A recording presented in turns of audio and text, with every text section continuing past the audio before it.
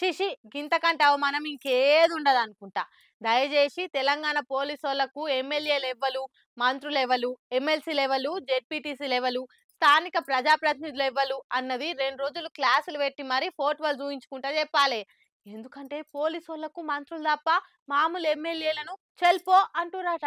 పాపం నకిరేకల్ ఎమ్మెల్యే వేముల వీరేశం అన్నకైన పరిస్థితి పగోళ్ళకు కూడా రావద్దు. నిన్న ఉమ్మడి నల్గొండ జిల్లాల మంత్రులు ఉత్తము, పొంగులేటి శ్రీనివాసరెడ్డి పర్యటనకు పోయిర్రు. వాళ్ళని ఎదుర్కోనికే ఉమ్మడి నల్గొండ జిల్లా లీడర్లు అంతా పోయిర్రు. ఈయన మార్మలను కూడా లోపలి పోనిచ్చిరు గానీ ఎమ్మెల్యే వీరేశం అన్నను హెలిప్యాడ్ కాడికి పోనీయకుట్ట ఇవ్వలవాయ నువ్వు అని అడ్డం పడ్డారు. దాంతో ఎమ్మెల్యే వీరేశం అన్న అలిగి నేను రాన్ పోరి అని వెళ్ళిపోయినట. అగో అటు ఇటు పోయి పోలీసుల కామన్ సెన్స్ ఉండదా? ఎమ్మెల్యే ఎవరో కూడా తెలియకుండా డ్యూటీ చేస్తురా అని పాపం అన్న చిన్న ఉచ్చు కొనిపోయిండు. ఇక ఎమ్మెల్సీ తీన్మార్మల్ల నుండి ఎవరేందో చూడాలి, ఎమ్మెల్యే ఆయన పోలీసుల చెవులు చెప్పుకొచ్చిండు. ఈ మాలత అయిపోయింది కదా వీరేశం అన్నది. ప్రోటోకాల్ ఉన్న ఎమ్మెల్యేలకే మంత్రులకు స్వాగతం చెప్పనికే ఓనిస్తలేరంటే గంత సిన్సియర్ గా డ్యూటీ చేస్తురా మరి పోలీసులు? మరి ఒక దళిత ఎమ్మెల్యేని అవమానం చేసిన పోలీసుల మీద చర్యలు తీసుకోకుంటే అన్న అధికార పార్టీలు ఉండే దండగా అనే అభిమానులు కూడా పీలేతురట. ఒకసారి సస్పెండ్ చేస్తేనే కర్మలకు పేల భయం ఉంటదని అంటున్నారు. మరి నిజంగానే అదే జాగలో ఎవరైనా రెడ్డి ఎమ్మెల్యేనో ఎల్మ ఎమ్మెల్యేనో ఉంటే గట్లనే ఎదురా? ఎస్సీబీసీ లీడర్లకు ఇంకెన్నొద్దులే అవమానాలు. ఎమ్మెల్యే కూడా తెలియకుంటే ఏం డ్యూటీలు చేస్తున్నారు? పరాయి దేశాలకి వెళ్ళి వచ్చిరా వాళ్ళేమన్నా? ఖచ్చితంగా ఎమ్మెల్యేకు క్షమాపణ చెప్పాలని డిమాండ్ చేస్తున్నట వీరేశం అన్న అన్సర్లు.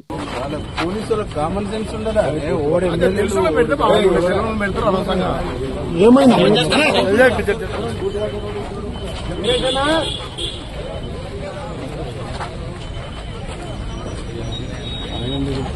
ఉండొచ్చు కదా.